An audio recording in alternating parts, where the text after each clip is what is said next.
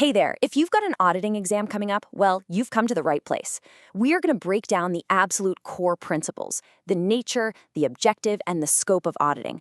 All the stuff you really need to know to pass. Okay, so here's our game plan. First, we're going to see why auditing can literally move markets. Then, we'll nail down a super clear definition, get into what an auditor is really trying to do, and figure out the scope of their work. We'll even look at the surprising mix of skills they need, and of course, wrap it all up with a quick-fire review to get you prepped for that exam. All right, first things first. Before we get into all the definitions and technical stuff, let's talk about the real world. Why does auditing matter so much?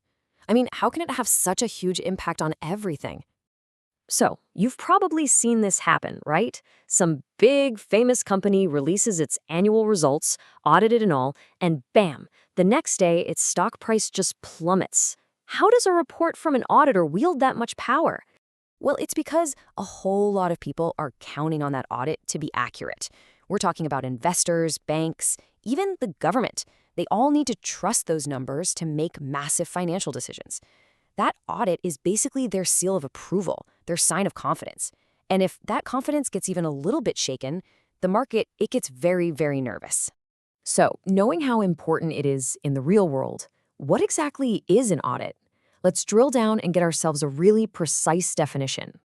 You know, auditing isn't some newfangled idea. The concept of checking the books goes back thousands of years. But what's really cool is where the word comes from. Audit is from the Latin word audiere, which means to hear. Why? Because back in the day, accounts were literally read out loud for someone to check them. The tech has definitely changed, but that core idea of verification, it's exactly the same. Okay, for everyone studying for the exam, this is it. This is the definition to tattoo on your brain. An audit is an independent examination for the purpose of expressing an opinion. So think of an auditor less like a detective trying to catch a criminal and more like a specialist doctor giving a professional opinion on a patient's overall health. It's all about assessment, not accusation. Now, let's zoom in on that one word, independence. This is everything. It is the absolute bedrock of auditing. Because if an auditor isn't independent, their opinion is basically worthless. Their judgment just can't be influenced by the very company that's paying them. And we're not talking about some fuzzy ethical idea here. There are very clear black and white rules. You can't audit your family's company. You can't own stock in a client's company. As you can see, there has to be this thick, solid wall separating your professional opinion from any personal interests. So we know it's an independent examination, but what is the auditor actually trying to accomplish? What's the main goal here? The number one mission is to provide one thing, assurance. That's the keyword. An audit's value comes from boosting the confidence of everyone who uses those financial statements. It's not about finding every last missing cent. It's about giving those users, those investors and banks, the confidence they need to make a move. Now, this next part is a huge deal for your exam, so listen up. Auditors provide reasonable assurance, not absolute assurance. So what's the difference? Well, think of reasonable assurance as a high level of confidence, but not a 100% guarantee. Absolute assurance, total certainty, is basically impossible. Why? Because there's always a chance of things like really clever fraud or just plain old human error. Okay, so the objective is reasonable assurance. Now let's get clear on the boundaries. What does an audit actually cover? And maybe just as important, what does it not cover? The scope itself follows a really logical three-step process. Step 1, you've got to cover all the important parts of the company's financials. Step 2, you need to make sure the information you're looking at is actually reliable and there's enough of it.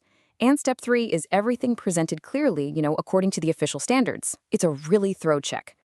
This right here is something that trips a lot of people up. An audit is not an investigation. Here's the easiest way to think about it.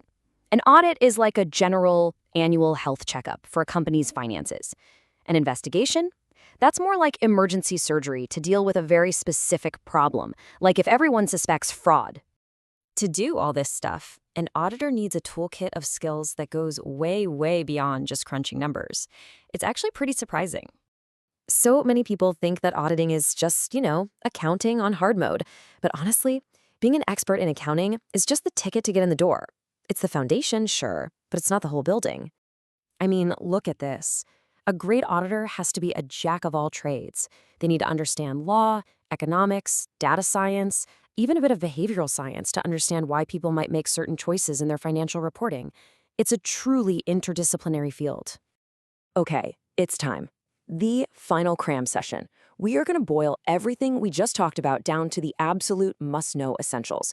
So get ready. These are the points you want to have locked in for your exam. So let's do a quick recap. Number 1, an audit is an independent examination for an opinion. 2, the goal is reasonable assurance.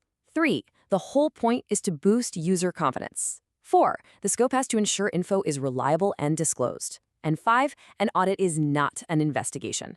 If you can explain those 5 things, you are in fantastic shape. All right, I'll leave you with this one last thought. We've talked about all the technical skills, the knowledge you need, but what's the one human quality that an auditor absolutely cannot survive without? It's integrity. All the knowledge in the world means nothing without it. That is the true heart of this entire profession. Good luck on your exam.